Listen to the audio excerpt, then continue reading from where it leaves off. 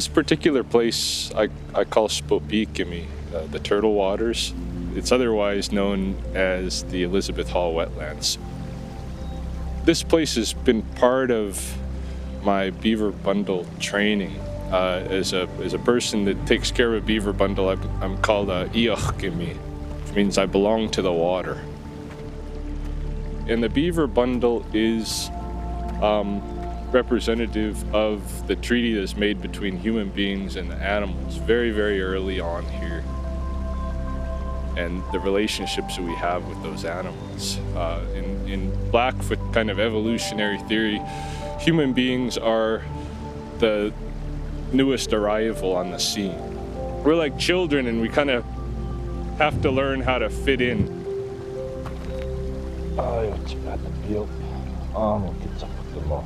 So a big part of the beaver bundle's responsibility, the Iochkimik's responsibility, is to be paying attention to the ecology, to learn Blackfoot ecology and Blackfoot phenology, the seasonal behaviors of plants and animals, and to be aware of what's going on all the time. We have these two public ceremonies, one at the end of winter and one at the end of summer.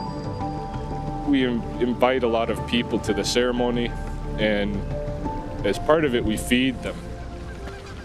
Our elder told us there's 4 things that I want you to feed people: buffalo tongues, pemmican, Saskatoon berry soup, and eggs. And he said, you know, you're gonna have to go out and buy your bison. But I don't want you going to the store to buy berries and eggs. I don't want you going to see the Hutterites. You don't need to be getting chicken eggs, because the source is still here. You know, unlike the bison, the berries and the eggs are still here. The ducks are still here. We never went out to try to collect waterfowl eggs. We had no idea how to do it. So the first year, what we thought was we should just be able to come out to a place like this and look for birds that are sitting on nests. The geese here, they nest on islands. And she got off her nest, and I took 2 eggs out of 7 that were there. And we took those home, and very quickly found out that if a bird is sitting on a nest, it's too late to get eggs. So we kind of failed that year. So we weren't able, we had to use chicken eggs that year. The next year rolled around, and we thought, well, we got to try this again differently. We just watched the birds, and we were trying to figure out when they're gonna start laying their eggs. And as it turns out, the geese lay about 1 egg a day, and they don't sit on them until they have a full clutch. And so there's a little narrow window of opportunity. For the geese, it's only about a week long. For the ducks, you have a couple of weeks. And if you take eggs during that window, well, number one, they're viable eggs, and people are going to want to eat. And number 2, they can replenish them. They'll replenish them till they got that full clutch, and then they'll sit on them. So you're not having an impact on them. Blackfoot territory itself in the language is referred to as Gitawaksin, which means it's the place that feeds us. So the food relationship is very important. And the eggs and the birds taught us that through the bundle. As we were out here, we saw, you know, all these other birds migrating in, and we watched the whole drama of that summer go on. I mean, every time I come out here and spend a few hours, I learn something new.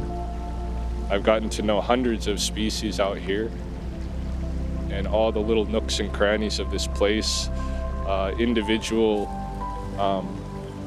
bird couples that I can recognize year in and year out.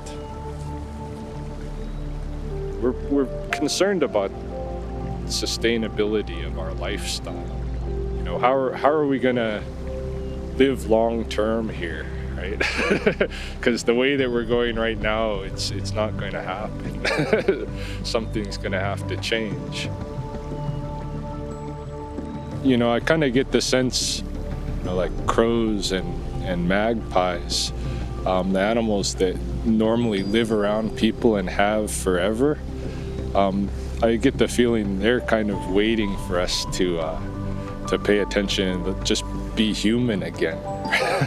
A lot of times when I'm walking out here, you know, a magpie will call to me. He'll give a triple call, and there's a certain call that he'll give, and I'll know that he's telling me there's something there that, you know, as a human I should be interested in, and he's gonna be interested too because he gets what I leave behind.